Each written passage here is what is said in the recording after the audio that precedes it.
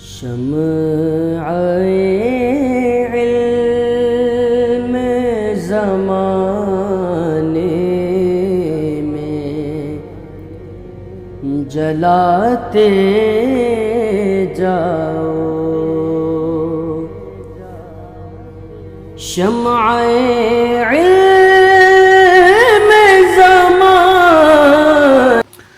اعوذ باللہ من الشیطان الرجیم، بسم اللہ الرحمن الرحیم۔ ناظرین کرام السلام علیکم ورحمۃ اللہ وبرکاتہ۔ انشاءاللہ تبارک و تعالی آج ہم لوگ پڑھیں گے شرح میعات عامل کی النوع الثانی عشر۔ اب تک اس سلسلے میں ہم لوگ تقریباً 3 ویڈیوز بنا چکے ہیں۔ انشاءاللہ تبارک و تعالی یہ ہوگا ہمارا پارٹ نمبر 4۔ ہم لوگ پڑھ رہے افعال مدح و ذم کے متعلق۔ اس میں سے میں نے آپ کو بتایا کہ 4 ہوتے ہیں، 4 میں سے پہلا جو ہوتا ہے وہ ہوتا ہے نعمہ، ٹھیک ہے۔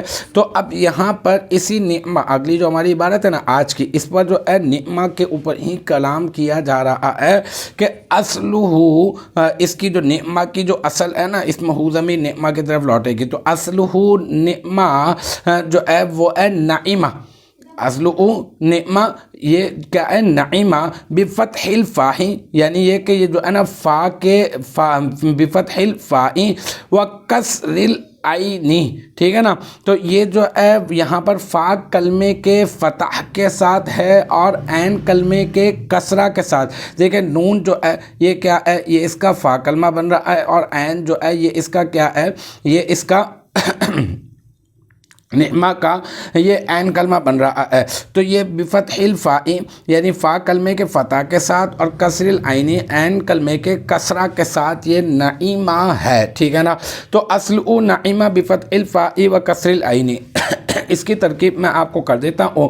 اصل یہ دیکھیں، اصل جو ہے نا یہ تو ہو گیا مبتدا، یہ مضاف ہو گیا، ٹھیک ہے، اور ہو ضمیر مضاف الیہ راجع بسوء نعمہ، یہ مضاف الیہ، مضاف اپنے مضاف الیہ سے مل کر مرکب اضافی ہو کر اب ہم اس کو بنا دیں گے مبتدا، ٹھیک ہے جناب۔ اب یہ جو نعیمہ ہے نا، نعیمہ، یہاں پر اس کو ہم لوگ مراد اللفظ کہہ کر ہم لوگ اس کو جو ہے نا بنا دیں گے ذوالحال، صحیح ہے۔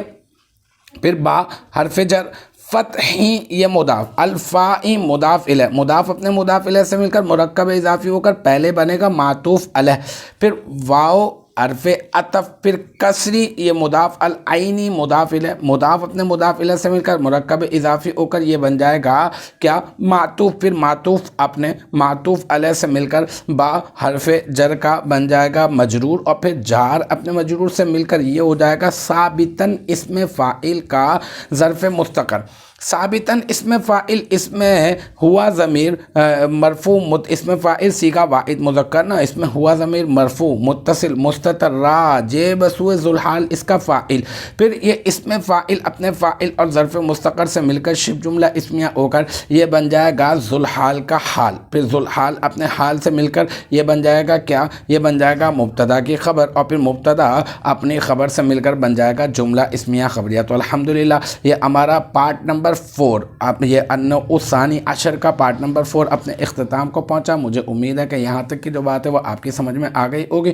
انشاءاللہ تبارک و تعالی نیکسٹ ٹائم اگلی ویڈیو اگلی کلاس کے ساتھ ملاقات ہوگی۔ جب تک آپ اپنا بہت خیال رکھیے گا، وآخر دعوانا ان الحمدللہ رب العالمین۔